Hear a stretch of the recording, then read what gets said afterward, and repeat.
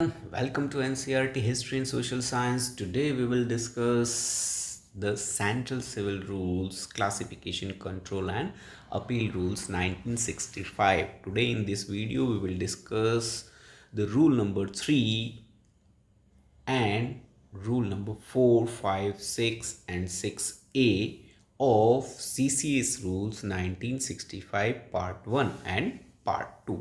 आज के इस वीडियो में हम जो CCS रूल्स हैं उसके भाग 1 और भाग 2 के जो 3 से लेकर 6A तक के नियम हैं उनके बारे में डिस्कस करेंगे।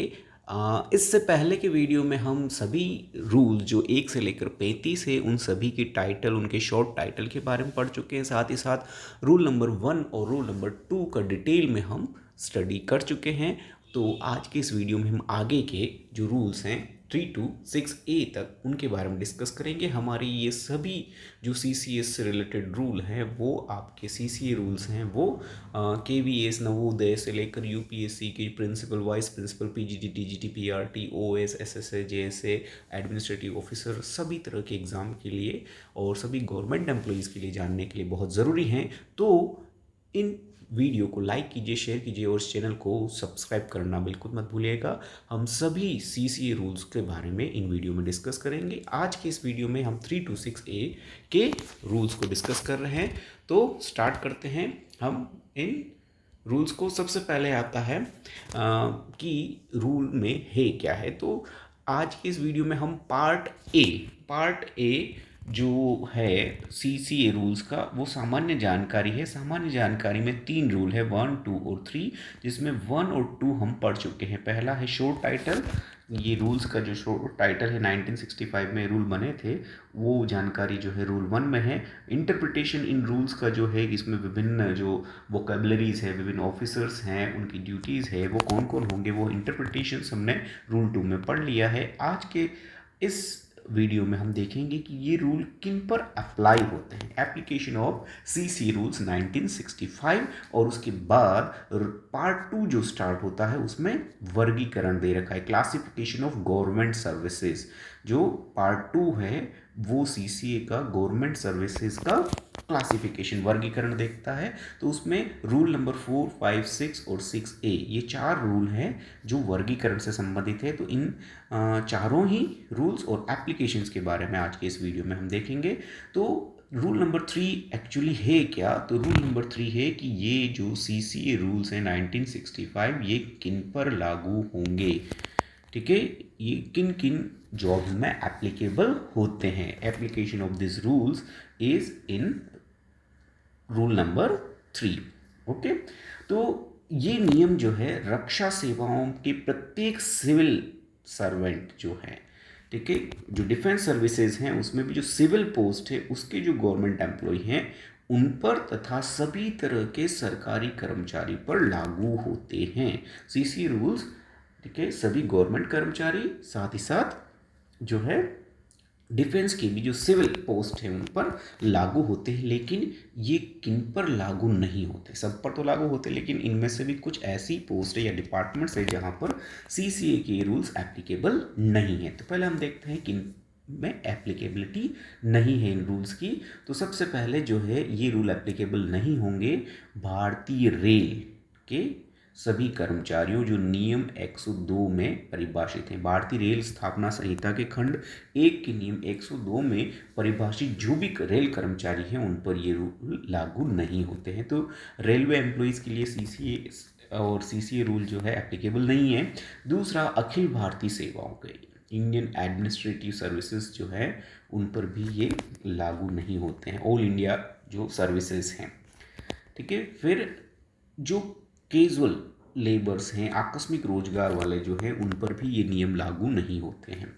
ठीक है, चौथा, कोई भी व्यक्ति जो 1 महीने में कम समय के नोटिस पर सेवा के मुक्त होने के अधीन है, या बिल्कुल शॉर्ट पीरियड के जो जॉब्स होते हैं जो 1 महीने से भी कम समय के भी रहते हैं, ऐसे किसी भी जॉब में भी ये नियम एप्लीकेबल नहीं होते हैं। पांचवा, कोई भी व्यक्ति जिसके लिए इन नियमों द्वारा कवर किए गए मामलों के संबंध में किसी भी कानून के तहत या उसके तहत किसी समझौते में भारत के राष्ट्रपति के पूर्व अनुमोदन से पहले किए गए किसी समझौते के तहत विशेष प्रावधान किए गए हैं या इन नियमों के प्रारंभ होने के बाद ऐसा विशेष प्रावधानों के अंतर्गत। ठीक है, तो ऐसे भी नियम जिसमें प्राइम मिनिस्टर जो है, हमारे प्रेसिडेंट जो हैं, उनके पूर्वानुमोदन से कोई अगर संशोधन या विशेष प्रावधान किए गए हैं तो उन पर भी ये लागू नहीं होंगे। ये प्रेसिडेंट के ने जिनको एम्पावर कर रखा है कि उनके ऊपर ये CCA रूल एप्लीकेबल नहीं होंगे, उन पर भी नहीं होते। तो 5 कैटेगरीज रखी गई है रेलवे के लिए, ऑल इंडिया जो सर्विसेज हैं उनके लिए, आकस्मिक रोजगार के लिए जो 1 महीने से कम समय के शॉर्ट नोटिस पर जॉब में लगे होते हैं उनके लिए, और लास्ट है ये राष्ट्रपति के आदेश के अनुसार। अगर हम इनको इंग्लिश में देखें तो these rule shall apply to every government servant including every civilian government servant in the defence service. ठीक है, यहाँ आपको क्लियर हो गया होगा कि ये सभी सरकारी कर्मचारियों पर लागू होते हैं और यहाँ तक कि रक्षा सेवा के जो सिविलियन गवर्नमेंट एम्प्लॉय हैं उन पर भी लागू होते हैं। लेकिन ये any railway servant as defined in rule 102 of volume 1 of the Indian railway establishment code, उस जो इसके अंतर्गत जो कर्मचारी हैं उन पर ये लागू नहीं होते हैं। Any member of the all India services, any person in casual employment, any person subject to discharge from service on less than 1 month's notice, and any person for whom special provision made in respect of matters covered by these rules by or under any law for the time being in force or by under any agreement entered into by or with the previous approval of the president before or after the commencement of this rules. ठीक है, तो इन rules के बनने से पहले या बनने के बाद भी अगर राष्ट्रपति द्वारा किन्हीं सेवाओं को इन CCA रूल से मुक्त रखा गया है तो उन पर भी ये रूल लागू नहीं होते हैं। तो ये 5 ऐसे कैटेगरीज हैं जिन पर ये CCA रूल्स एप्लीकेबल नहीं होते हैं। तो रूल नंबर 3 क्लियर हो गया होगा। ठीक है, अब ये किस पर लागू होते हैं उसमें और डिटेल हम थोड़ा देख लेते हैं। उपनियम 1 में किसी बात के होते हुए भी राष्ट्रपति आदेश द्वारा सरकारी सेवकों के किसी समूह को इन सभी या इनमें से किसी नियम के संचालन से बाहर कर सकते हैं। ठीक है, ये अप टू द प्रेसिडेंट है, वो किसी भी गवर्नमेंट इंडियन गवर्नमेंट सर्विस के जॉब के जो सर्वेंट्स होते हैं, एम्प्लॉय होते हैं, उनको उनके ऊपर ये जो CCA रूल्स हैं वो एप्लीकेबल होंगे या नहीं होंगे, ये राष्ट्रपति कभी भी डिसाइड कर सकते हैं और किसी को भी अंदर या बाहर कर सकते हैं। उपनियम 1 जो है उसी में दिया गया है कि भारतीय रेल स्थापना संहिता, जो रेलवे की अपनी रूल्स कोड्स हैं, किसी भी बात के होते हुए ये नियम उपनियम में अपवाद A या E के भीतर आने वाली सेवा या पद या अस्थायी रूप से स्थानांतरित प्रत्येक सरकारी कर्मचारी पर लागू होंगे। किसके लिए? लेकिन ऐसे स्थानांतरण के लिए ये नियम लागू होंगे। ठीक है, इसमें ये है कि रेलवे के वे कर्मचारी जो रेलवे से डेप्यूटेशन या और किसी तरीके से जो है सिविल सर्विसेज में आ जाते हैं तो उनके ऊपर भी ये नियम बाद में लागू होंगे। रेलवे में हैं और जब तक उन पर भारतीय रेल स्थापना संहिता लागू हुई तब तक उन पर ये नियम लागू नहीं होते, लेकिन अगर वहाँ से वो स्थानांतरित हो जाते हैं तो ऐसे में उन कर्मचारियों पर, रेलवे कर्मचारियों पर भी बाद में ये नियम लागू होंगे जो नए डिपार्टमेंट को ज्वाइन कर लेते हैं। ठीक है, यदि इनमें कोई डाउट होता है, नियमों के रिलेटेड अगर कोई क्लैरिफिकेशन है, कोई डाउट है, तो ये किस पर लागू होंगे या नहीं होंगे, ऐसा कोई डाउट है, या कोई व्यक्ति जिस पे नियम लागू होते हैं एक विशेष सेवा से संबंधित है, मामला राष्ट्रपति को भेजा जाएगा जो उस पर निर्णय लेंगे। अगर ऐसा कोई डाउट आता है कि किस पर लागू होते हैं या नहीं होते हैं, ऐसा कोई कन्फ्यूज़न है, तो ऐसे में उसका क्लैरिफिकेशन के लिए राष्ट्रपति के पास जो है राष्ट्रपति सचिवालय कार्यालय में लेटर भेजा जाएगा और वहाँ से क्लैरिफिकेशन मिलेगा, यानी और अन्य किसी को क्लैरिफाई करने की यहाँ पर ज़रूरत नहीं है। ठीक है, इंग्लिश में थोड़ा सा देख लेते हैं। नॉटविथस्टैंडिंग एनीथिंग कंटेंट इन सब रूल, ठीक है, the president may by order exclude any group of government servant from the operation of all or any of this rules. ठीक है, CCA रूल्स से राष्ट्रपति किसी भी सरकारी कर्मचारी को निकाल सकते हैं या उन पर लागू करा सकते हैं। ठीक है। और रेलवे के देखिए यहाँ क्लियरली लिखा है, रेलवे एस्टेब्लिशमेंट कोड अगर एप्लीकेबल है, these rule shall apply to every government servant temporarily transfer to a service or post coming with exception. ठीक है, अगर वो रेलवे से किसी अन्य डिपार्टमेंट में आते हैं तो उनके ऊपर भी ये लागू होंगे। ठीक है, लेकिन उसमें कुछ ए और ई जो क्लॉज है उसमें एक्सेप्शन दिए हुए हैं। यदि कोई डाउट अराइज होता है तो अभी हम डिस्कस कर चुके हैं, वेदर दीज रूल्स और any of them apply to any person और whether any person to whom these rules apply belongs a particular service, the matter shall be referred to the president who shall decide the same. तो ऐसा कोई confusion होने पर कि CC rule applicable होंगे या नहीं होंगे, तो ये मैटर जो है प्रेसिडेंट को फॉरवर्ड किया जाता है और वही ये डिसाइड करते हैं कि ये किस पर एप्लीकेबल होते हैं या किस पर नहीं होते हैं। ठीक है, तो ये है हमारा CCA rule 3, applicability of these rules. Clear है? ठीक है, अब हम आगे चलते हैं रूल जो है नंबर 4 पर। और रूल नंबर 4 जो है CCA का, वो पार्ट 2 यहाँ से शुरू हो जाता है। तो रूल नंबर 1 to 3 जो है पार्ट 1 का भाग है और रूल जो है 4 वो पार्ट 2 यहाँ से स्टार्ट होता है। पार्ट 2 जो है वो वर्गीकरण से है, क्लासिफिकेशन से है। तो क्लासिफिकेशन में ही है रूल नंबर 4 जो है वो सर्विसेज का क्लासिफिकेशन है कि ये जो गवर्नमेंट जॉब होगी उनका क्लासिफिकेशन क्या है। तो जो सेंट्रल गवर्नमेंट की जो सिविल सर्विसेज हैं उनको ये जो 4 कैटेगरीज है उनमें डिवाइड किया गया है। सेंट्रल सिविल सर्विसेज, ठीक है, ग्रुप ए, बी, सी और डी।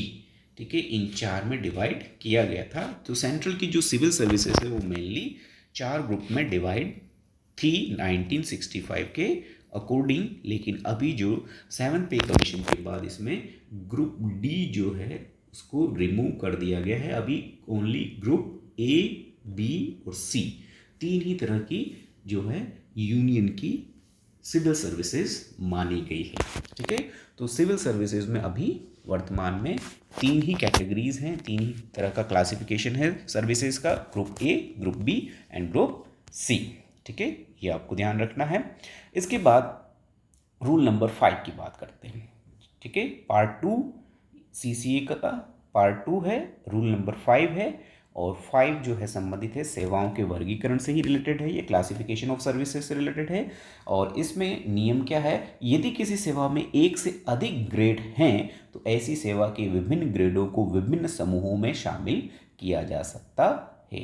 यानी जो ग्रुप ए, बी, सी जो है, जो भी ग्रेड्स हैं उसमें भी अगर बहुत सारे अलग सब ग्रेड्स हैं तो उन सबको डिफरेंट डिफरेंट ग्रुप में कैटेगराइज किया जा सकता है, उनको भी जो है मिलाकर एक ग्रुप बनाया जा सकता है। If a service consist of more than 1 grade, different grade of such services में be included in different group, तो उनको विभिन्न समूहों में शामिल किया जा सकता है। तो ये है क्या, नियम 5, rule number 5 of CCA rules. Clear? ठीक है, इसके बाद आता है रूल नंबर 6, पार्ट 2 में जो है ये रूल नंबर 6 है, ये भी सेवाओं के वर्गीकरण से संबंधित है। अब सेवाओं का वर्गीकरण यहाँ किस तरह से है कि under the union other than those ordinary held by person to whom these rules do not apply shall by a general or special order of the president be classified as follow। ठीक है, संघ के जो भी civil post हैं उन पदों को छोड़कर जिन पर ये नियम लागू नहीं होते हैं सामान्यतः राष्ट्रपति के सामान्य या विशेष आदेश द्वारा निम्नानुसार वर्गीकृत किया जाएगा। ठीक है, जिन पर ये लागू होते हैं उन पर तो वो तो सेवाएं ग्रुप ए, बी, सी देख ही ली है, लेकिन इसके अलावा जिन पर लागू नहीं होते हैं वो भी जो है central civil post group A में मानी जाएगी, ग्रुप बी में मानी जाएगी, जिन और ग्रुप सी और ग्रुप डी है। ग्रुप डी अभी हटा ही दिया गया है, इसलिए ग्रुप सी तक की पोस्ट जो है वो भी इसमें रखी गई है। तो सिविल पोस्ट का जो क्लासिफिकेशन है वो ग्रुप ए, बी और सी। ठीक है, सर्विसेज जो हैं वो ए, बी, सी है और उसके बाद पोस्ट जो है वो भी ग्रुप ए, बी, सी में जो है डिवाइड की गई हैं। ये रूल नंबर 6 है सेवाओं का वर्गीकरण, क्लासिफिकेशन ऑफ सर्विसेज में। ठीक है, इसी रूल 6 का एक सब पार्ट है जिसे 6A कहा जाता है। 6A ये भी सेवाओं के वर्गीकरण से संबंधित है। ये जो 6A रूल है वो क्या कहता है कि all references to central civil services, central civil post, class 1, class 2, class 3 and class 4 in all rules, order, schedules, notification, regulation, instruction in force immediately before the commencement of these rules shall be construed as references to central civil services, central civil posts, group A, group B, group C and group D respectively, and any reference to class or classes therein in this context shall be construed as reference to group or groups as the case may be। ठीक है, तो इसमें सीधा सा जो है कि अगर किसी तरह के डाउट या किसी तरह की जो है कोई भी नियमों से संबंध, आदेशों से संबंध, अनुसूचियों और अधिसूचनाओं के संबंध में अगर किसी तरह के कुछ भी रेफरेंसेस की ज़रूरत है तो जैसा भी मामला हो वो डिफरेंट डिफरेंट कैटेगरी के लिए डिफरेंट डिफरेंट रहेगा। ग्रुप ए के लिए अलग तरह के रेफरेंस हैं, बी के लिए अलग है, सी के लिए अलग हैं, तो उन्हीं के आधार पर ये रेफरेंसेस माने जाएंगे किस तरह की पोस्ट है और किस तरह की सर्विसेज जो है जिसके संबंध में रेफरेंस मांगे गए हैं या मांगे जाते हैं। ठीक है, तो कोई भी रेफरेंस जो है किस टाइप की सर्विस है और उसमें कौन से टाइप की पोस्ट है उसके संबंध में जो रूल है वो 6A में लिखे हुए हैं। ठीक है, तो ये है CCA का रूल नंबर 6A। ठीक है, तो आज की इस वीडियो में हमने पार्ट 1 का जो है एप्लीकेशन और पार्ट 2 के जो है रूल नंबर 4, 5, 6 और 6A के बारे में डिस्कस किया है। अगले वीडियो में हम ऐसे ही CCA के आगे के जो रूल्स हैं उनको छोटे छोटे टुकड़ों में हम देखते जाएंगे ताकि एक एक रूल्स आपको इजीली जो है समझ में आ जाए, ताकि आप जो भी परीक्षा के लिए अपेयर हो रहे हैं या जिस तरह की सेवाओं में आप लगे हुए हैं उन सेवाओं में इन नियमों का अच्छी तरह से यूटिलाइजेशन कर सकें और उसका फ़ायदा उठा सकें। आशा है आपको ये वीडियो पसंद आया होगा। Thank you for watching my video. Don't forget to like, comment, share and subscribe to my channel. Thank you.